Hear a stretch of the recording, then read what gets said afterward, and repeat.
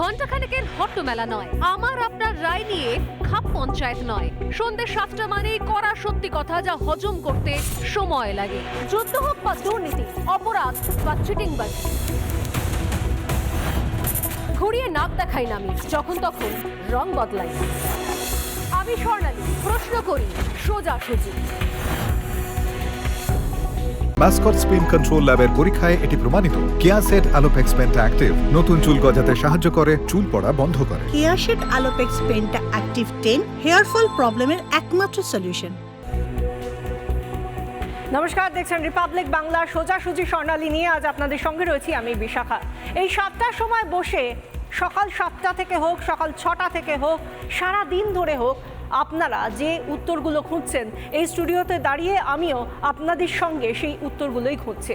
আর কবে অভয়ার মৃত্যুর পেছনে আসল যে কারবারিরা রয়েছে, আসল যে নেপথ্য কারিগররা রয়েছে এই খুনের পেছনে, তাদের মুখ থেকে পর্দা সরবে আর কবে? আরজি কর, নেংটি ছেড়ে ধীরে ধর। আরজি কর কাণ্ডের তদন্ত যত এগোচ্ছে ততই জোরালো হয়েছে এই স্লোগান। এবার বোধহয় সেই ধীরের চেহারা একটু একটু করে সামনে আসছে। ওই যে বলছিলাম, আর কবে সেই নেপথ্য কারিগর, সেই শিল্পী, যে শিল্পীর ডিজাইনে এই এত বড় প্রাতিষ্ঠানিক খুন তৈরি হয়েছে, খুনের চিত্রনাট্য তৈরি হয়েছে, সেই ধীরে ইঁদুর কবে সামনে আসবে? সেই উত্তরটা শুধু আমরা খুঁজিয়ে নিই। যে কোনো সহনাগরিক যারা রাস্তায় নেমে দিনের পর দিন, বিশেষ করে সেই 14 তারিখের পর থেকে, 14 অগস্টের পর থেকে প্রতিটা দিন হোক কি রাত হোক কি সন্ধে হোক কি বিকেল হোক, হাতে মশাল নিয়ে হোক বা মুখে স্লোগান নিয়ে হোক, তারা দাবি জানিয়েছেন, তারা বিচার চান। আসল দোষীকে শনাক্ত করে তাদেরকে শাস্তি দিতে হবে, এই দাবি সামনে রেখে তারা পথে নেমেছেন। এবং এতটাই জোরালো দাবি যে জনমতের সামনে কোনো প্রশাসন, কোনো সিস্টেম তো দূর, সব কিছুকেই মাথা নত করতে হয়। বারবার তার প্রমাণ পেয়েছি এই অভয়াকাণ্ডের বিভিন্ন পট পরিবর্তনের সময় আমরা প্রত্যেকে। এবং আস্তে আস্তে করে সেই ধীরের চেহারাটা একটু একটু করে সামনে আসছে। 9 আগস্ট আরজি করে অভয়ার দেহ উদ্ধার হয়। সেই দিন, যেদিন গোটা কলকাতা, গোটা রাজ্য, গোটা দেশ নড়ে গিয়েছিল, ভাবছিল আর কত এরকম দেখতে হবে। আরজিকর হাসপাতালে যখন রণক্ষেত্র পরিস্থিতি, তখন নেপথ্যে, সেই সময় নেপথ্যের একটা ষড়যন্ত্রের জাল বোনা হচ্ছিল। ওই যে বলছিলাম প্রাতিষ্ঠানিক খুন, সেই খুনটাকে কীভাবে, কী কায়দায় এমনভাবে ঢেকে দেওয়া যায়, প্রমাণ লোপাট করে দেওয়া যায়, যাতে এর সঙ্গে জড়িত যারা, আর যে বা যারা বলবো না, কারণ এর সঙ্গে যে জড়িত রয়েছে অনেকে, সেটা দিনের আলোর মতো পরিষ্কার। তাই যারা যারা এর সঙ্গে জড়িত, যারা এই এত বড় দোষটা, এত বড় অপরাধটা করলো, তাদেরকে কিভাবে ঢাকা দেওয়া যায় তার জন্য নানাবিধ চেষ্টা করা হয়েছে। সমস্ত ডিপার্টমেন্ট, সমস্ত সিস্টেম যেন উঠে পড়ে লেগেছিল। কিভাবে, কোন কৌশলে প্রমাণ লোপাট করা যায়। মমতার হাতে থাকা দুটো দফতর, স্বাস্থ্য দফতর আর পুলিশ, অর্থাৎ যে পুলিশ মন্ত্রী তিনি নিজে, সেই স্বরাষ্ট্র দফতর। আগেই সিবিআই তদন্তে স্ক্যানারে এসেছে এই দুটো দফতর।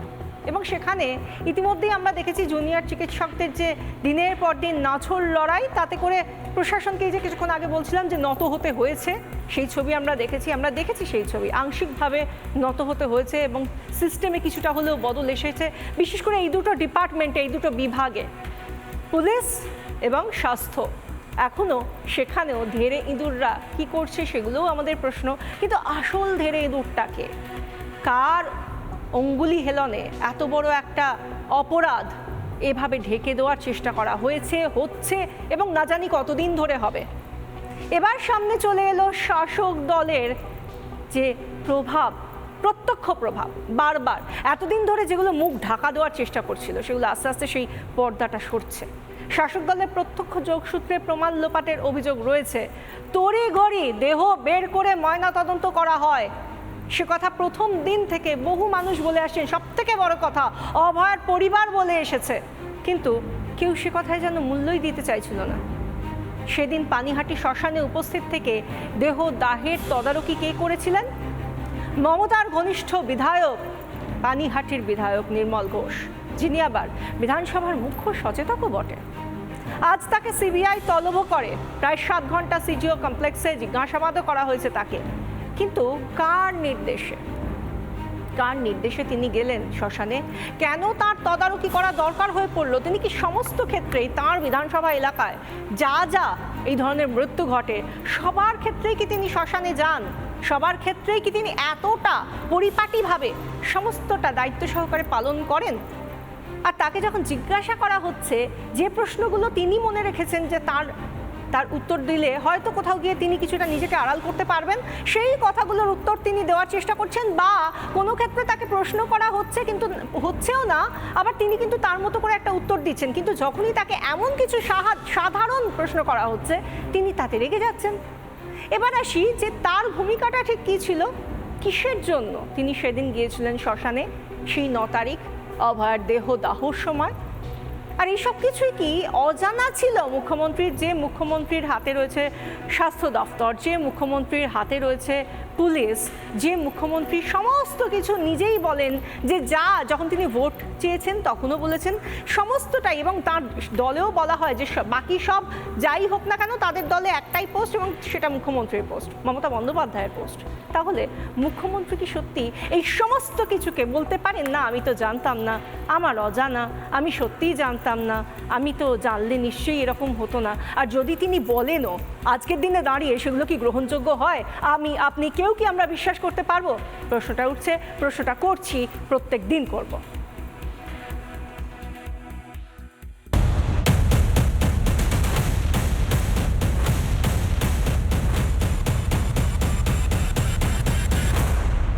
একটু বেশি গাইড দিয়ে আমার মেয়েকে বাড়িতে নিয়ে চলে এসেছিল ওই নির্মল ঘোষ এবং ওই শঙ্কু সোমনাথ মুখোপাধ্যায়।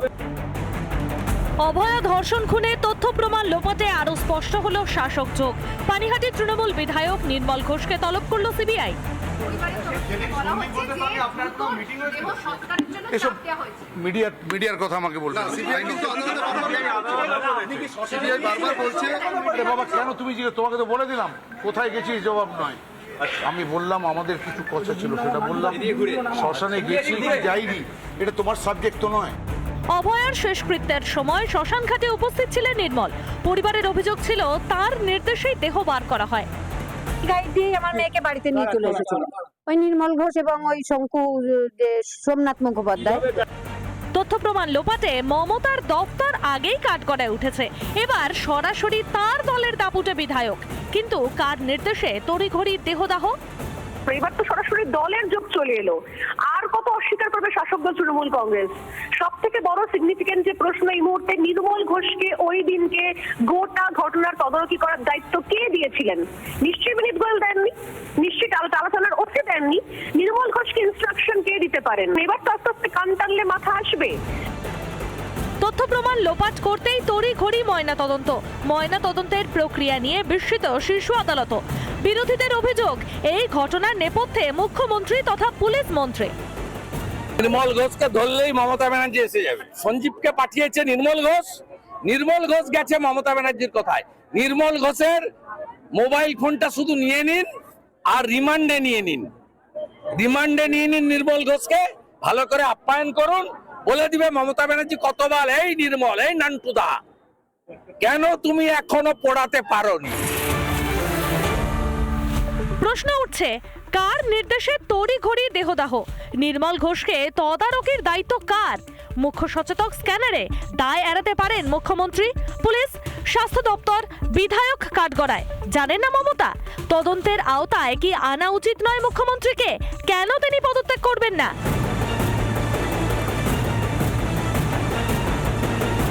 রিপাবলিক বাংলা। যে কথা আমরা বলছিলাম যে এই যে নির্মল ঘোষ, পানিহাটি তার বিধানসভা কেন্দ্র, পানিহাটি একটা বিশাল বিধানসভা কেন্দ্র, সেখানে সোদপুর যেখানে অভয়ার বাড়ি, সেই বাড়িতে একটা এত বড় ঘটনা ঘটে গিয়েছে। আরজিকর থেকে তার বাড়িতে দেহ আনা হয়েছে, তারপর সেখানে তড়িঘড়ি দেহ নিয়ে যাওয়া হচ্ছে সৎকারের জন্য। আর তার বাবা মা তারা পর্যন্ত বলছেন, এর আগে আমরা সেই বাইটটাও শুনেছি, তাদের সেই বক্তব্যও শুনেছি, তারা বলছেন অবাক হয়ে যে এটা কি ভয়ঙ্কর তাদের সেই কথা, যে তার মেয়েটা হয়তো কখনো ভাববেন যে শ্মশানে নিয়ে গিয়ে যে সৎকারের জন্য সামান্য টাকা, সেই টাকাটাও বাপি দিল না। এই কথাটা কে বলেছিলেন নিশ্চয়ই আপনাদের মনে আছে, যে অভয়ার বাবা। ভয়ঙ্কর কথা, কিন্তু এটা নয় যে তারা দিতে চাননি বা তারা কারোর কাছে রিকোয়েস্ট করেছিলেন যে একটু কমাবেন, একটু দেখবেন, একটু করবেন, তা কিন্তু নয়। কারণ তারা জানতেই পারেননি কি ভয়ঙ্কর পরিণতি। ভাবুন, এক তো তার মেয়ের সঙ্গে কি ভয়ঙ্কর পরিণতি হয়েছে, তারা জানতে গিয়ে তাদেরকে 3 ঘন্টা দাঁড়িয়ে থাকতে হয়েছে হাসপাতালে, আর তারপর যখন তারা দেখতে পাচ্ছেন, জানতে পারছেন হাসপাতাল থেকে দেহ আনা হয়েছে, তারপর এই শ্মশানে যে নিয়ে গিয়ে শান্তিতে সৎকারটুকু করবেন সেটা পর্যন্ত চাপের মুখে। এবার আপনাদের দেখাই যে কারা কারা সেদিন এই শ্মশানে তারা কারা কারা গিয়ে ভীষণ গুরুত্বপূর্ণ ভূমিকা নিয়েছিলেন। আজকে যাকে আমরা দেখলাম, নির্মল ঘোষ, পানিহাটির বিধায়ক, যাকে নিয়ে প্রশ্ন তোলাটা খুব স্বাভাবিক, দেখতে পাচ্ছেন গোল করে আমরা দেখাচ্ছি, তিনি রয়েছেন। কিন্তু প্রশ্নটা আবার ওই একটাই প্রশ্ন করব, তিনি এখানে কি করছিলেন। তাকে যখন এই প্রশ্নটা করা হচ্ছে তিনি খুব রেগে যাচ্ছেন। এটা তোমার সাবজেক্ট নয়, এটাই আমাদের সাবজেক্ট, এটা আপনার আমার সাবজেক্ট, যে ইনি এখানে কি করছেন, কোন কাজটা তিনি করছিলেন, এখানে তার কি কাজ ছিল। আবার প্রশ্ন করছি, যে কোনো তার বিধানসভা এলাকায় এই ধরনের ঘটনা যদি ঘটে, কোনো মৃতদেহ যদি শ্মশানে নিয়ে যাওয়া হয়, তাহলে কি ঠিক এই রকম ট্রিটমেন্টটাই আমরা দেখতে পাই পানিহাটি বিধানসভা কেন্দ্রের অন্তর্গত যে কোনো এলাকায়? আমরা কি সেই ধরনের ঘটনাটাই দেখতে পাই? এই জায়গা থেকে এই ছবিটা যখন দেখছি, অভয়ার দেহ নিয়ে যাওয়া হচ্ছে এবং সেখানে দাঁড়িয়ে রয়েছেন কে না, নির্মল ঘোষ, মমতা বন্দ্যোপাধ্যায়ের অত্যন্ত ঘনিষ্ঠ, বিধানসভার মুখ্য সচেতক, পানিহাটির তৃণমূল বিধায়ক। এবং তিনি যতই বলুন যে এটা নাকি আর কারোর সাবজেক্ট নয়, যে তিনি সেই সময় শ্মশানে গিয়ে কি করছিলেন, এটা তিনি না বলতে চাইলেও একেবারে তার নাম করে দেহ বের করা হয়েছিল নির্মল ঘোষের কথায়। এটা কে বলেছিলেন জানেন? বলেছিলেন অভয়ার মা নিজে। কার কথা বিশ্বাস করবেন আপনি, নির্মল ঘোষ না অভয়ার মা? আমি তো অভয়ার পক্ষে। আপনি দেখুন, শুনে নিন আগে অভয়ার মা কি বলেছেন। একটু বেশি গাইড দিয়ে আমার মেয়েকে বাড়িতে নিয়ে চলে এসেছিল ওই নির্মল ঘোষ এবং ওই শঙ্কু যে সোমনাথ মুখোপাধ্যায়। ওনারা আমার মেয়েকে সাইন করলাম যখন, তারপরে বডি নিয়ে যে কোথায় চলে গেল তখন আমরা জানতেই পারলাম না। কিন্তু আমরা তো জানি না কারা, কিন্তু আমরা পরে শুনেছি আমার মেয়ের ওই গাড়িতে সোমনাথ ছিলেন। আমার এলাকার মেয়ে, আমার এলাকার ডাক্তার, আমার এলাকার সব, আমি নিজের নৈতিক দায়িত্ব পালন করতে গিয়েছি। কারণ আমার 2-3টে মিটিং ছিল, সঙ্গে সঙ্গে আমি এসেছি। এসব মিডিয়ার কথা আমাকে বলতে বাবা কেন তুমি তোমাকে তো বলে দিলাম কোথায় গেছি, জবাব নয়। আমি বললাম আমাদের কিছু কথা ছিল, সেটা বললাম। শ্মশানে গেছি কি যাইনি এটা তোমার সাবজেক্ট তো নয়। কার সঙ্গে সন্দীপ ঘোষকে আমার সঙ্গে সেদিনকে দেখা হয়েছে। সন্দীপ ঘোষ আলোচনার মধ্যে আসে না, আমার আলোচনার মধ্যে আসে না।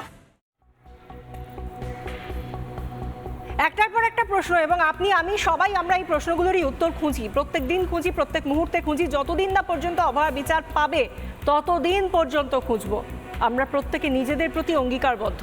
আর সেই জায়গা থেকেই আজকে এই উত্তরগুলো খোঁজার জন্য এই মুহূর্তে যে আলোচনা, সেই ডিবেটে আমরা এসে গিয়েছি। আমাদের সঙ্গে যারা রয়েছেন তাদের সঙ্গে আগে আলাপ করাবো। আমাদের সঙ্গে রয়েছেন অঙ্কন দত্ত, বিজেপি মুখপাত্র, রয়েছেন আমাদের সঙ্গে সৈকত গিরি, সিপিআই নেতা। সেই সঙ্গে আমাদের সঙ্গে অনলাইনে রয়েছেন সন্ময় বন্দ্যোপাধ্যায়, রাজনৈতিক বিশ্লেষক। কিছুক্ষণের মধ্যে আমরা আইনজীবী তৌসিফ আহমেদ খানকেও পেয়ে যাব, আমরা আশাবাদী। কিন্তু তার আগে একবার আমি অঙ্কনের কাছে আসি। অঙ্কন, এই উত্তরটা কোনো রাজনৈতিক দলের মুখপাত্র হিসেবে নয়, কোনো রাজনৈতিক দলের নেতা হিসেবে নয়, কোনো কিছু নয়, রং মত দল মত নির্বিশেষে আমরা সবাই খুঁজি। যেভাবে আমরা রাস্তায় কাতারে কাতারে মানুষকে দেখতে পাচ্ছি, এই যে দেহ দাহ করে দেওয়া, প্রথম প্রশ্ন, এত তাড়া কিসের? কেন পুরো সিস্টেম লেগে গেল বলুন তো একটা দেহ দাহ করার জন্য? কিসের জন্য, কিসের তাগিদ, কেন এত তাড়া? দেখুন, পরিষ্কার কথা বলতে গেলে এই যে নির্মল ঘোষ, এই নান্টু ঘোষ, যাকে আমরা দেখছি, যাকে নিয়ে আজকে চর্চা হচ্ছে, ইনি একজন বর্ণময় চরিত্র এবং ঠান্ডা মাথার ক্রিমিনালরা যেভাবে অপারেট করেন, এনার মস্তিষ্কটাও ঠিক সেইভাবে চলে। নাহলে আপনি বলুন তো, এই পানিহাটিতে আমরা বিগত দিনে একাধিক উৎসবে মানে পানিহাটি মহোৎসব থেকে শুরু করে বিভিন্ন উৎসবে আমরা মানুষকে প্রশাসনিক ব্যর্থতা, গাফিলতির কারণে নৃশংসভাবে মারা যেতে দেখেছি। তৃণমূল কাউন্সিলর বকড়ার ভাগের খুনে অনুপম দত্ত মারা যেতে হয়েছে এই গুলিকে, এই পানিহাটির বুকে। এই যিনি বিধায়ক রয়েছেন নান্টু বাবু, তাকে আপনি দেখেছেন এত সক্রিয়তা? এই তো উনি বলছেন আমার এলাকার মেয়ে সে মারা গেছে, আমি তাই গেছি। নীতির জন্য, তার নৈতিক দায়িত্ব নৈতিকতা, তার নৈতিকতাকে নিয়ে আমি বুঝতে পারছি না। এত নৈতিকতা যদি থাকে, শেষ 1 বছরে তৃণমূল কর্মীরাও যখন মারা গেছেন, এই নান্টু বাবু কখনো শ্মশানে গেছেন? কখনো তাদের বাড়িতে গেছেন? তৃণমূল কর্মী মারা যাওয়ার পরও তাদের বাড়িতে গেছেন? যাননি। এইটা একটা আপনাকে বুঝতে হবে, এটা একটা নেক্সাস। একটা যেমন সন্দীপ, বিরূপাক্ষ, অভিকের একটা নেক্সাস আরজি করে সক্রিয় ছিল, তেমনি একটা নেক্সাস ঠিক এরকম করে পানিহাটিতেও সক্রিয় রয়েছে। তার মাথায় নান্টু বাবু রয়েছে, কোথাও সঞ্জীব বাবু রয়েছেন, কোথাও সোমনাথ বাবুরা রয়েছেন। এই বাবুরাও মিলে এই সেম একটা নেক্সাস তৈরি করে রেখেছেন পানিহাটিতে, যেখান থেকে এই পুরো তদন্তটাকে অন্যদিকে চালানোর জন্য, বিপথে চালানোর জন্য এটাকে চেষ্টা করা হচ্ছে। এই যে আমরা প্রথম দিন থেকে বলছি, আমরা দেখেছি আমাদের যখন সজল ঘোষ, অগ্নিমিত্রা পাল, কৌস্তব বাগচিরা ছিলেন, মা বাবার সাথে সারাক্ষণ ওই দিন ঘটনাস্থলে ছিলেন, আমরা সকাল থেকে গিয়ে দেখতে পাচ্ছি যে এই নান্টু বাবু গিয়ে বসে রয়েছেন, মর্গের সামনে ঘুরঘুর করছেন, ফোনে নিয়ে কথা বলছেন। কি স্বার্থ ছিল? সেই ছবিটাও আমরা দেখিয়েছি, আমি রিপাবলিক বাংলা দেখেছি। কি স্বার্থ ছিল তার? কোনো স্বার্থ নেই। এবং আপনি যেটা দেখালেন বিস্ফোরক জিনিস, যে তার মা পরিবারের কনসেন্ট ছাড়া তার মেয়ের মরদেহটাকে নিয়ে চলে যাওয়া হচ্ছে। এবং সব থেকে বড় কথা, উনি বললেন যে এইরকম ক্রাইম আমি আমার জীবনে দেখিনি। তাহলে আপনি একজন বহুদিনের নির্বাচিত জনপ্রতিনিধি, আপনার কর্তব্য ছিল সেই প্রাইমারি এভিডেন্স অর্থাৎ অভয়ার দেহটাকে সংরক্ষণ করা। আপনি সংরক্ষণ করার জন্য যারা আর্জি জানাচ্ছেন, পরে বলেছেন বাবা মা যে আমরা চেয়েছিলাম যাতে সংরক্ষণ করা হয়, যাতে আরো একবার ময়নাতদন্ত করা হয়। আমি একবার কাকু বলে যে এই যে সঞ্জীব মুখার্জি যিনি পরিচয় দিয়েছেন, কতটা বড় অডাসিটি ভাবুন। তিনি বলছেন যে এর তাড়াতাড়ি এটাকে ময়নাতদন্ত সারতে হবে, নাহলে রক্তগঙ্গা বয়ে যাবে। রক্তগঙ্গার সাথে একটি ধর্ষণ এবং খুনের কি সম্পর্ক আমরা জানতে চাই।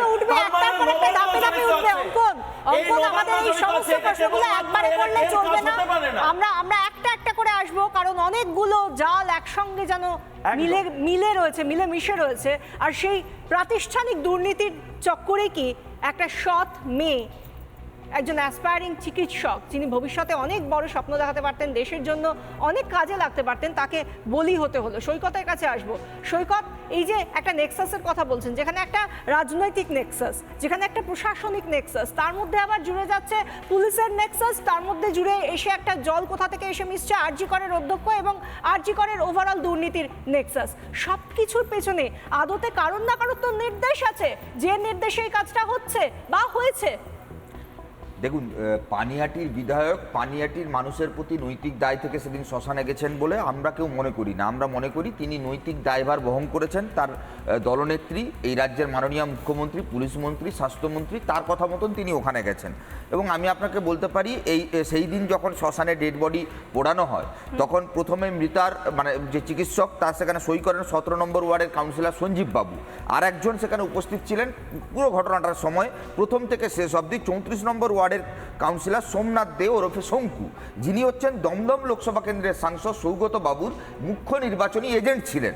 এবং এই দুই কাউন্সিলর এমনকি ওই নির্যাতিতার পরিবারের পাড়ায় সেখানে রীতিমতন চেকপোস্ট টাইপের পোস্ট করে বসেছিলেন তৃণমূলের নেতারা, যাতে বাইরে থেকে বিরোধী রাজনৈতিক দলের কর্মীরা, নেতৃত্বরা, এমনকি সংবাদ মাধ্যম, তাদেরকেও রীতিমতন জেরা করে ঢোকানো হয়েছিল। দেখুন, আপনি যদি মমতা বন্দ্যোপাধ্যায়ের প্রেস কনফারেন্সটা চালান, তাহলে দেখবেন নির্যাতিতার পরিবার থেকে বেরিয়ে বা পরবর্তীকালে বিনীত গোয়েলকে পাশে দাঁড় করিয়ে তিনি যে প্রেস কনফারেন্স করেছিলেন, তাতে এই 34 নম্বর ওয়ার্ডের কাউন্সিলর সোমনাথ দে শঙ্কু ছিলেন, নির্মলবাবু ছিলেন, বিনীত গোয়েল ছিলেন, এবং যারা আজকে এই রাজ্যে একটা ধর্ষণ খুনের ঘটনায় যাদের বিরুদ্ধে অভিযোগ সামনে আসছে, প্রত্যেককে মুখ্যমন্ত্রীর চারপাশে দাঁড়িয়ে প্রেস কনফারেন্স করে বলছে যে আমরা নির্যাতিতার ফাঁসি চাই, অপরাধীর শাস্তি চাই। আর আজকে যখন আপনি আলোচনা করছেন, এই রাজ্যের সরকার তার কৌশলী, তার আইনজীবীকে দিয়ে সুপ্রিম কোর্টে আবেদন করছে যে 27শে সেপ্টেম্বরের বদলে যাতে 30শে সেপ্টেম্বর শুনানি হয়। রাজ্যের নাকি একটু অসুবিধা রয়েছে, আপত্তি রয়েছে। আচ্ছা, এই রাজ্য সরকার বলেনি আমরা অতি দ্রুত তদন্ত চাই, অতি দ্রুত ফাঁসি চাই। এরা অপরাজিতা বিল আনার নাম করে গোটা রাজ্যের মানুষকে বোকা বানানোর চেষ্টা করে। তাহলে আজকের দিনে এই তদন্তকে শ্রদ্ধ করার পেছনে কার পরিকল্পনা? কেন বারবার কোটি কোটি টাকা খরচ করে আপনার আমার ট্যাক্সের টাকায় জায়গায় দামি আইনজীবী দাঁড় করিয়ে এই সব দুর্নীতিগ্রস্ত চিকিৎসক, ডাক্তারবাবু, পুলিশ অফিসার, আমলা তাদেরকে বাঁচানোর চেষ্টা হচ্ছে। আমি এক লাইনে শুধু শেষ করতে চাই, নির্মলবাবু পানিহাটির এমএলএ, তিনি মমতা বন্দ্যোপাধ্যায়ের নির্দেশের বাইরে কিছু করতে পারেন না। এই যে দুই কাউন্সিলর, একটা লোকসভায় তৃণমূলের প্রার্থী নির্বাচনী এজেন্ট, তার মানে কতটা গুরুত্বপূর্ণ তৃণমূলের নেতা। একদম বিনীত গোয়েল, তিনি পুলিশ কমিশনার, টালা থানার OC, DC north, DC central, এমনকি ডিসি সেন্ট্রাল ভুয়ো প্রেস কনফারেন্স করেছিলেন। আমি বলছি একটা রাজনৈতিক দল, আপনি দেখবেন এই রাজ্যে সবাই এই ধর্ষণ কাণ্ডের কিনারা চায়, শাস্তি চায়, কিন্তু একটা রাজনৈতিক দল তাদের সঙ্গে যুক্ত ব্যক্তিরা তাদের নির্বাচনে জয়লাভ বলে যারা আনন্দিত হয়, সে আমলা হতে পারে, সে পুলিশ অফিসার হতে পারে, সে বিধায়ক হতে পারে, সে কাউন্সিলর হতে পারে, সে পুলিশ মন্ত্রী হতে পারে, সে স্বাস্থ্যমন্ত্রী হতে পারে, কিংবা সে মুখ্যমন্ত্রী হতে পারে, তারাই একমাত্র বলছে যে একমাত্র সঞ্জয় অপরাধী, এর পেছনে আর কেউ নেই। তার মানে অতি দ্রুত তদন্তকে ধামাচাপা দেওয়া হচ্ছে। সৈকত এবং অঙ্কন এবং সন্ময় বাবুকে মনে করিয়ে দিই যে এরা যাদের কথা আপনারা বলছেন, শাসক দল ঘনিষ্ঠ বা শাসক দলের নেতা মন্ত্রী, তারা বলছেন যে আমরা বিচার চাই, সিবিআই যেন অতি দ্রুততার সঙ্গে বিচার দেয়, আর সেই সঙ্গে আবার বলছেন আপনারা উৎসবে ফিরুন, অনেকদিন তো হলো, উৎসবে ফিরে আসুন। আর বাকি কেউ, বাংলার মানুষ, তারা বলছে কোন উৎসবে মাতবো, নিজের ঘরের মেয়েটা তো বিচার পায়নি, যতদিন না বিচার পাবো উৎসবে মাতবো না। মুখ্যমন্ত্রী কি বলছেন বিভিন্ন সময়, অভয়াকে নিয়ে আপনাদের শোনাবো, তারপর আসবো আমরা সন্ময় বাবুর কাছে। শুনুন আগে মুখ্যমন্ত্রীর বক্তব্য। ঘটনা ঘটেছে কবে? শুক্রবার। আমি তখন ঝাড়গ্রামে ছিলাম। আপনাদের বুঝিয়ে বলি ব্যাপারটা। আমি ঝাড়গ্রাম থেকে আস্তে আস্তে, আদিবাসীদের প্রোগ্রাম ছিল ওয়ার্ল্ড ট্রাইবেল ডে, আমি ওটা করে যখন রাস্তায় এলাম, আমি পুলিশ কমিশনের কাছে মেসেজ পেলাম, সে ততক্ষণে আরজিকর হসপিটালে পৌঁছে গেছে। সারা রাত ওরা ঘুমায়নি, কারণ রাত 2টো পর্যন্ত আমি ওদের সাথে কন্ট্যাক্ট রেখেছিলাম। মনে রাখবেন, মেয়েটির ডেড বডি যখন তার বাবা মা নিয়ে গেছে, কলকাতা পুলিশে স্কট করে নিয়ে উত্তর 24 পরগনা ব্যারাকপুর কমিশনারেটকে দিয়ে সেই ডেড বডি তাদের বাড়িতে পৌঁছেছেন। আমি বলেছিলাম যতক্ষণ না শেষ কৃত্য হবে, শ্মশান মানে পরিবারের কথা শুনে আমাকে কিন্তু টাইম টু টাইম মেসেজ দেওয়া দরকার। আমি জেগে আছি, কারণ আমার হৃদয়টা জ্বলে পুড়ে যাচ্ছে, আমি এই ঘটনা সহ্য করতে পারছি না। আমরা শুনলাম মুখ্যমন্ত্রী কি বলছিলেন। মুখ্যমন্ত্রী বিভিন্ন সময় এই অভয়াকে নিয়ে বিভিন্ন কথা বলেছেন, তার মধ্যে একটা বিষয়, এই 9 তারিখের বিষয়, তিনি যতবারই মুখ খুলেছেন তিনি বলেছেন তিনি ঝাড়গ্রামে ছিলেন, কিন্তু সমস্ত ক্ষেত্রে তিনি নাকি ফোনে ফোনে সবার সঙ্গে যোগাযোগ করেছেন এবং যোগাযোগ রেখে গিয়েছেন। রাত 3টে অবধি তার দফতর, তার যারা পুলিশ কর্তা থেকে শুরু করে বিভিন্ন প্রশাসনিক প্রধান, তারা নাকি ঘুমননি, তারা শুধু কাজ করে গিয়েছেন। কিন্তু এই কাজটা কিসের জন্য করেছেন, কি কাজ করেছেন? আদতে বিচারকে এগিয়ে নিয়ে যাওয়ার কাজ করেছেন, নাকি কোনো কিছু ধামাচাপা দেওয়ার চেষ্টায় কাজ করে গিয়েছেন? এই প্রশ্নগুলো আজ প্রত্যেকটা মানুষ তুলছেন। এই প্রশ্নগুলোই আজকে রাখবো আমরা একের পর এক। আমরা এই মুহূর্তে সন্ময় বাবুর কাছে আসবো। সন্ময় বাবু, যে প্রশ্নটা করছিলাম, আপনার কি মনে হয় এই প্রশ্নগুলো আজকের দিনে দাঁড়িয়ে আর করার মতো জায়গায় রয়েছে? প্রত্যেকের কাছেই বোধহয় উত্তরটা খুব ক্লিয়ার। তাহলে এবার প্রশ্ন, যে এবার কি নেংটি ইঁদুরকে ছেড়ে দিয়ে ধেড়ে ইঁদুরকে ধরা হবে? আদতে আর কাকে বাকি রয়েছে যাকে যদি ইন্টারোগেট করা হয় তাহলে আসল পর্দাটা সরবে? বিশাখা, যে ভিডিওটা আপনারা শেষ দেখালেন, রাজ্যের মুখ্যমন্ত্রী মমতা বন্দ্যোপাধ্যায় তার কথোপকথনের মধ্যেই ধরা আছে সমস্ত প্রশ্নের উত্তর। 1 নম্বর, দেখুন, আপনি খেয়াল করে দেখবেন, রাত 2টো পর্যন্ত আমি জেগে আছি, শেষকৃত্য পর্যন্ত পুরো ব্যাপারটাকে ব্যারাকপুর পুলিশ কমিশনারকে ইনভলভ করে সমস্ত টাইম টু টাইম আমি রিপোর্ট পেয়েছি। একজন রাজ্যের মুখ্যমন্ত্রীকে শেষ কবে দেখেছেন যে একটা বডি দাহর জন্য রাত 2টো পর্যন্ত জেগে থাকতে হচ্ছে? এখানেই লুকিয়ে রয়েছে উত্তর। আমি এ কথাটা বলে আমি যে কোন জায়গাটা বলবো, দেখুন, আমি বানিয়াটি পুরসভার দীর্ঘদিনের কাউন্সিলর ছিলাম, 20 বছরের কাউন্সিলর। আমি সৈকতের একটা ছোট্ট তথ্য একটু সংশোধন করে দিই। এই সঞ্জীব মুখার্জি কিন্তু বর্তমানে কাউন্সিলর নন, উনি প্রাক্তন কাউন্সিলর, কিন্তু এখন তৃণমূলের নেতার ছায়াসঙ্গী। এক। দ্বিতীয়ত হচ্ছে, সেটা হচ্ছে সন্দীপ, এই পানিহাটির সন্দীপ ঘোষ হচ্ছেন পানিহাটির নির্মল ঘোষ, পানিহাটির বিরূপাক্ষ বিশ্বাস হচ্ছেন পানিহাটির সোমনাথ দেবী, আর পানিহাটির অভিক দে হচ্ছেন পানিহাটির সঞ্জীব মুখার্জি। এই অঙ্কটা মনে রাখলে কিন্তু পুরো বিষয়টাকে পরিষ্কার করে দেওয়া যাবে। এক। দ্বিতীয়ত আরেকটা খুব যুক্তিপূর্ণ কথা আপনাদের কাছে বলবো, যে দেখুন, খুব পরিষ্কার ভাবে বলি যে কনস্পিরেটর কে সেটা তো সিবিআই তদন্ত করছে, এরা হচ্ছেন অপারেটর। এই নির্মল ঘোষ, এই সোমনাথ দে, এই সঞ্জীব মুখার্জি এরা কিন্তু অপারেটর। মমতা বন্দ্যোপাধ্যায় ঝাড়গ্রাম থেকে যা যা নির্দেশ দিয়ে গিয়েছিলেন সেইগুলোকে পরপর অপারেট করেছেন। রাজ্যের মুখ্যমন্ত্রীর টেলিফোন আর নির্মল ঘোষের টেলিফোনটা সিবিআই নিয়ে যদি কল লিস্ট চেক করে, টাইমগুলো চেক করে এবং কি কথোপকথন হয়েছে সেটা যদি বার করে আনতে পারে, সেখানেই তো লুকিয়ে রয়েছে ধেড়ে ইঁদুর কে এবং কে অপারেশনটা করেছেন। আমার প্রশ্নটা একটু অন্য জায়গায়, আমি এই জায়গাটা একটু তুলবো যে গতকাল যে অরূপ বিশ্বাস মানে অরুণ পোস্টমর্টমে ডাক্তারবাবু যে কথাটা বলেছেন, রক্তগঙ্গা বলেছেন অপূর্ব বিশ্বাস, এক্স কাউন্সিলর বলেছেন রক্তগঙ্গা বইবে। আচ্ছা একটা কথা পরিষ্কার বলুন তো, একটা কি পরিস্থিতি তৈরি হলে কখনো এই কথাটা কেউ বলে? অথচ আপনারা যদি একটু খেয়াল করুন, আপনারা বারবার দেখিয়েছেন কি পরিস্থিতি তৈরি হলে, আমি আরেকটু বলি আপনাকে সন্ময় বাবু, কোন চাপে থাকলে তাহলে কোনো প্রাক্তন কাউন্সিলর এই কথা বলতে পারেন একজন ডক্টরকে যে যদি আজকেই দাহ না করা হয় তাহলে রক্তগঙ্গা বইয়ে দেবো, মানে কতটা তার উপর চাপ রয়েছে, কে চাপ দিচ্ছে? বিশাখা আপনাকে স্মরণ করিয়ে দিই, বাবা মার সঙ্গে কজন লোক ছিলেন সেদিনকে? আমি যতদূর খোঁজ নিয়ে জেনেছি, বাবা মা, ওই মানে ডাক্তার কন্যার এক বন্ধু, তার বাবা মা এবং একজন আইনজীবী। এই সঞ্জীব মুখার্জি তিনি নিজে হাতে বয়ান লিখেছেন, কিন্তু অভিযোগটা সেই আইনজীবীকে লিখতে দেওয়া হয়নি টালা থানায়, 1 নম্বর। 2 নম্বর হচ্ছে সোমনাথ দে যখন বডি নিয়ে পানিহাটিতে দৌড়েছেন বাবা মার অসম্মতিতে, সেই সময় সঞ্জীব মুখার্জি কিন্তু তাকে ঘিরেছিলেন, অর্থাৎ বাবা মার দায়িত্ব মুখ্যমন্ত্রী দায়িত্ব দিয়ে রেখেছিলেন নির্মল ঘোষকে, নির্মল ঘোষ দায়িত্ব রেখেছিলেন সঞ্জীব মুখার্জিকে, আর সোমনাথ দেকে দিয়ে বডিটাকে সঙ্গে নিয়ে পানিহাটিতে দৌড়েছেন। তৃতীয় যে পয়েন্টটা খুব যুক্তিপূর্ণ এখানে, দেখুন মর্গের সামনে একজন পানিহাটির বিধায়ক ঘোরাঘুরি করছেন। আমি বলছি, আমি দীর্ঘদিন পানিহাটির কাউন্সিলর, পানিহাটির বাসিন্দা, এখানে জন্মেছি। পানিহাটিতে কোনোদিন আমরা কেউ কোনোদিন দেখিনি যে পানিহাটির বিধায়ক কোনোদিন মর্গের সামনে ঘোরাঘুরি করেছে। পানিহাটির শ্মশানে বিধায়ক কোনোদিন ঘোরাঘুরি করেন না। রাজ্যের মুখ্যমন্ত্রী নির্দেশ দিয়েছেন, তিনি অপারেটরের কাজ করেছেন। এ একদম ক্রোনোলজি পরপর সাজানো। মুখ্যমন্ত্রীর নির্দেশে তার বিধায়ক, তার চিফ হুইপ, তিনি অপারেট করেছেন ভায়া সোমনাথ দে, ভায়া সঞ্জীব মুখার্জি। এতে লুকোনোর কিছু নেই। এবার সিবিআই, আমি একবার একটার পর একটা যুক্তি আসছে, অনেকগুলো যুক্তি, অনেকগুলো পয়েন্ট, একটার পর একটা করে আমরা আলোচনা করব। সন্ময় বাবু সঙ্গে থাকুন। আমরা একবার জানিয়ে দিই দর্শকদের, এই মুহূর্তে তৌসিফ আহমেদও আমাদের সঙ্গে যোগ দিয়েছেন। তৌসিফ, আপনার কাছে আসবো, কিন্তু তার আগে 30 সেকেন্ডের জন্য একবার অঙ্কনের কাছে আসবো। অঙ্কনের অনেকক্ষণ কিছু বলার রয়েছে, অঙ্কন প্রশ্ন করার চেষ্টা করছে। পরিষ্কার কথা হচ্ছে যে এই অভয়া কাণ্ড প্রমাণ করছে যে অভয়া একটি রাজনৈতিক এবং প্রশাসনিক চক্রান্তের বলি হয়েছে।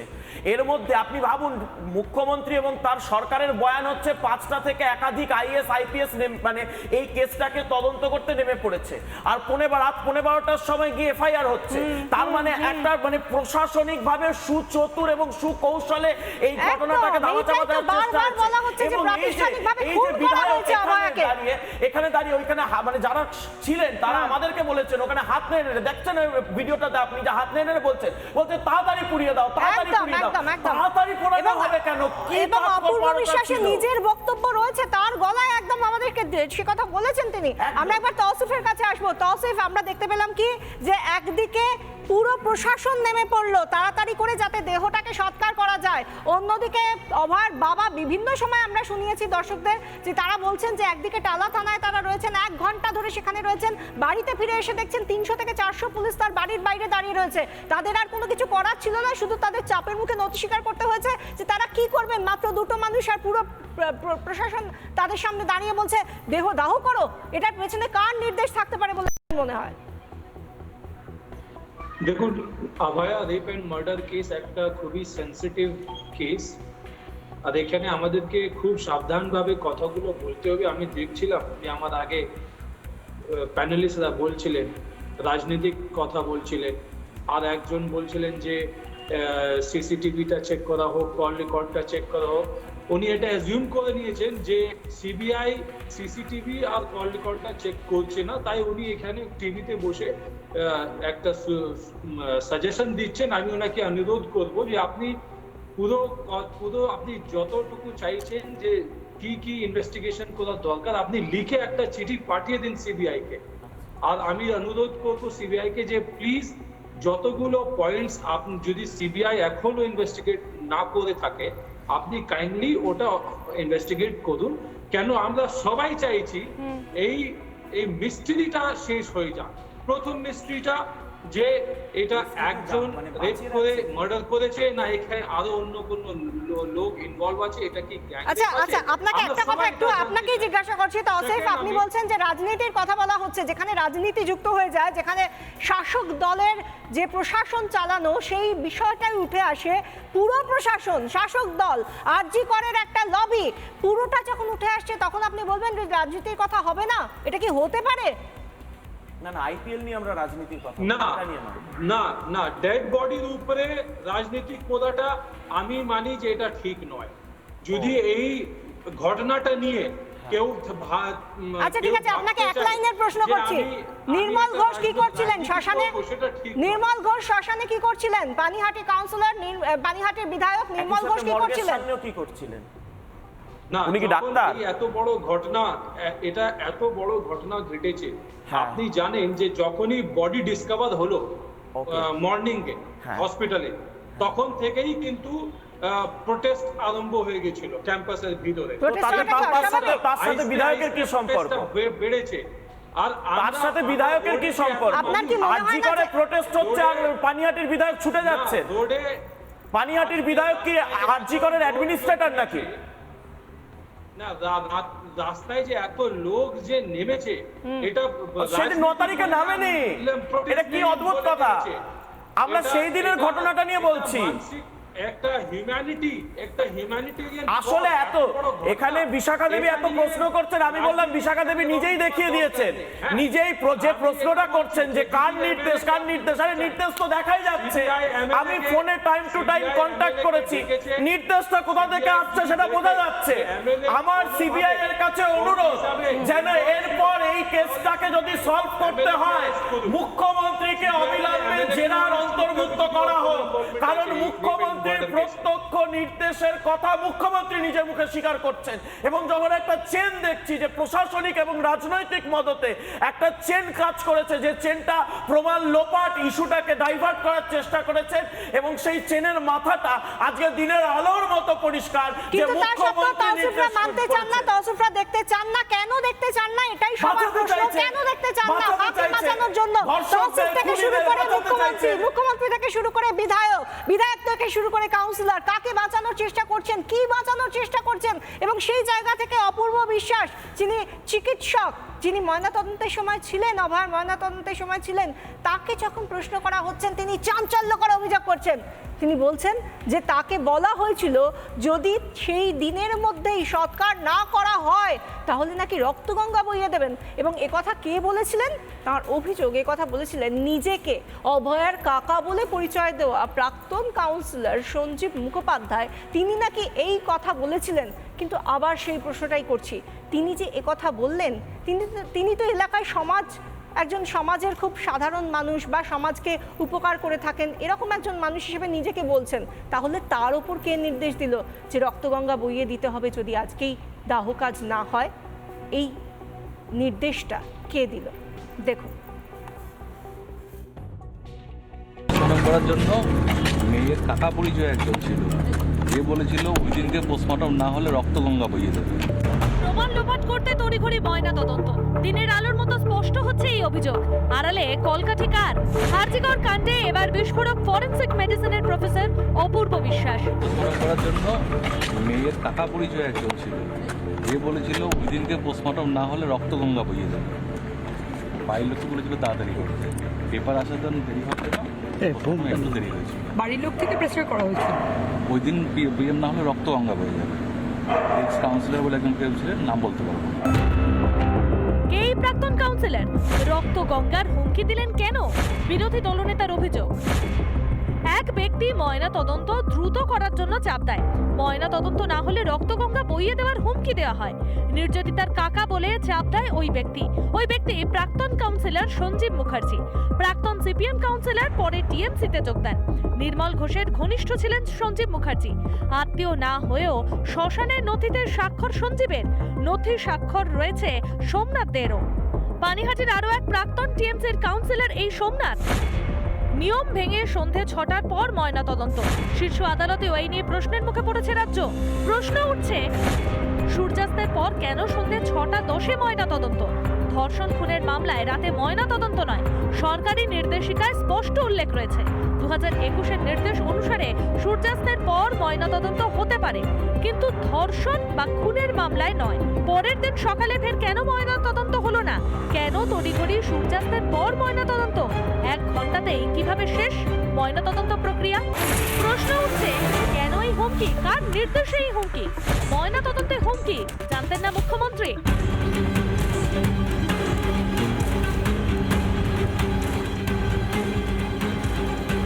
রিপাবলিক বাংলা। এই প্রতিবেদনটা আপনাদের দেখালাম, যেখানে বলা হচ্ছে যে সঞ্জীব মুখোপাধ্যায় বলেছেন যদি সেই দিনের মধ্যেই ময়নাতদন্ত না করা হয় তাহলে নাকি রক্তগঙ্গা বইয়ে দেবেন। এবং তার সঙ্গে একটা কথা আপনাদের মনে করাবো, মনে করে দেখুন, অভয়ার বাবা বলেছিলেন তাদের ইচ্ছে ছিল আরও একবার যাতে ময়নাতদন্ত করা হয়, সেই জন্য যাতে দেহ সংরক্ষণ করা হয়, কিন্তু সেটা তারা করতে পারেননি। সেই জায়গা থেকেই জিজ্ঞাসা করি একবার সৈকতকে, আমাদের সময় খুব কমে এসছে সৈকত, তাও জানতে চাইবো কিসের এত তাড়া ছিল, কি মনে হয়?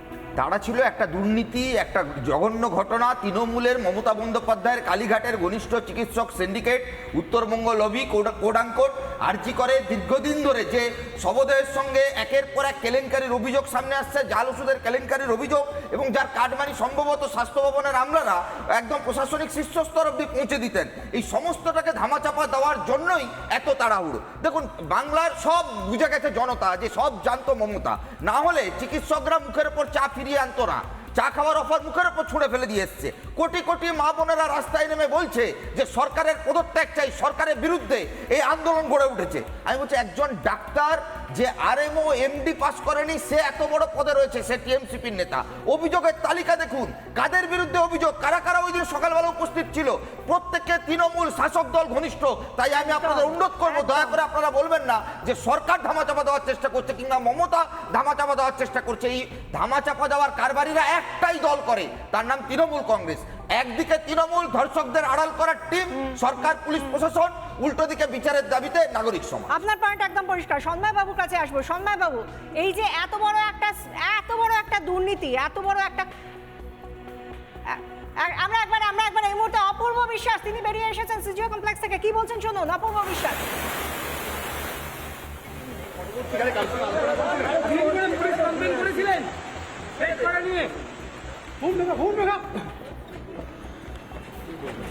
আপনি কোনো অভিযোগ করেছিলেন?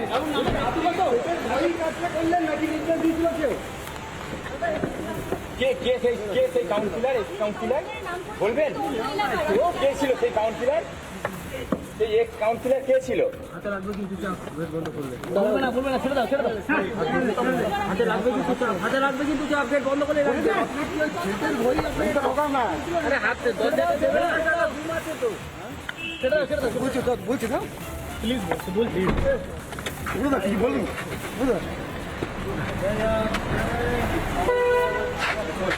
অপূর্ব বিশ্বাস একটা কথাও বললেন না, সিজিও থেকে বেরিয়ে রীতিমতো হাত জোর করে বোঝাবার চেষ্টা করলেন। তাকে যখন প্রশ্ন করা না হয়, প্রশ্ন করা হয়েছিল কে আপনাকে বলেছিল, আবার তাকে জিজ্ঞাসা করা হয়েছিল। সকালে তিনি বলেছেন, কিন্তু গতকাল তিনি বলেছেন, আজকে আর এই মুহূর্তে দাঁড়িয়ে কিছু বললেন না। কিন্তু আমরা আবার সন্ময় বাবুর কাছে আসবো। সন্ময় বাবু, এই যে এত বড় দুর্নীতি, এত বড় একটা প্রাতিষ্ঠানিক খুন, এটাকে ঢাকা দেওয়ার জন্যই কি ময়নাতদন্ত যাতে আর না করা যায় সেই ব্যবস্থা করা হলো? সেই জন্যই এত তারা পুরো করে দেহ সৎকার? আপনারা অপূর্ব বিশ্বাসের এই মুহূর্তের বডি ল্যাঙ্গুয়েজটা খেয়াল করেছেন যে ভিডিওটা দেখালো? আমার তো মনে হয় গতকাল বক্তব্য রাখার পর তিনিও একটা থ্রেড কালচারের মধ্যে পড়ে গেছেন। এক, দ্বিতীয়ত যে আমি কথাটা বলবো যে একটা খুব ইম্পর্টেন্ট তথ্য আমরা মিস করে যাচ্ছি, সেটা হচ্ছে সেদিনকে প্লেস অফ অকারেন্সে জলপাইগুড়ি থেকে এসে হাজির হয়েছিলেন উত্তরবঙ্গ লবির সুশান্ত রায়, বর্ধমান থেকে এসে হাজির হয়েছিলেন বিরূপাক্ষ বিশ্বাস, ডক্টর সৌরভ পাল, এবং পিজি থেকে এসে হাজির হয়েছিলেন অভিক দে। এবার এদের প্রত্যেকের তথ্যটা লুকিয়েছে কলকাতা পুলিশের ইন্দিরা মুখোপাধ্যায়। একদম, এবং অভিক থেকে বলা হচ্ছিল তাদেরই নাকি ফিঙ্গারপ্রিন্ট এক্সপার্ট, অদ্ভুত ভাবে। এবং তারপরে এখন প্রশ্নগুলো বারবার উঠবেও। আমরা একদম সময় শেষ, 30 সেকেন্ড শুধুমাত্র নেব, তৌসিফের কাছে যাব। তৌসিফ, এই যে যেখানেই দুর্নীতি, যেখানেই এত বড় ঘটনা, সেখানেই তৃণমূল কেন জড়িয়ে যাচ্ছে? না, আমি শুনলাম আমার আগে প্যানেলিস্ট বললেন যে ধামাচাপা শুধু তৃণমূল করে, তার মানে উনি বলছেন যে আমরা দেখলাম হাতরাসে যে রাত্রি বেলায় প্যারেন্টকে না দিয়ে বাংলা নিয়ে ডেড কথা বডি হচ্ছে জ্বালিয়ে দাদা, দিয়েছে। বাংলায় আপনি কথা বলছেন, বাংলার কথা বলুন। তাহলে বাংলা সব আচ্ছা, আমাদের সময় খুব কম, আমরা বুঝতে পেরেছি।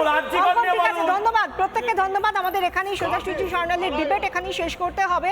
প্রত্যেককে ধন্যবাদ। কিন্তু আমরা সত্যিই জানি না, যখনই আমরা শাসক ঘনিষ্ঠ বা শাসকের হয়ে যারা কথা বলেন, তারা কেন যে কোনো ক্ষেত্রেই তাদের একটু অপছন্দের প্রশ্ন হলে একটু যদি তাদেরকে বেশি ভেবেচিন্তে বলতে হয় বা কোথাও গিয়ে তারা একটু খারাপ পজিশনে পড়ে যেতে পারেন, এটা বললেই তারা সর্বভারতে কেন একটু ঘুরতে বেরোন, কেন ভারত পরিক্রমায় বেরোন, আমরা জানি না। তবে এই বাংলার মানুষ অবশ্যই এই অভয়ার বিচার চাইবে, ছিনিয়ে আনবে। আজকের মতো এখানেই ডিবেট শেষ করছি। ফিরে আসছি একটা বিরতির পর, সঙ্গে থাকুন।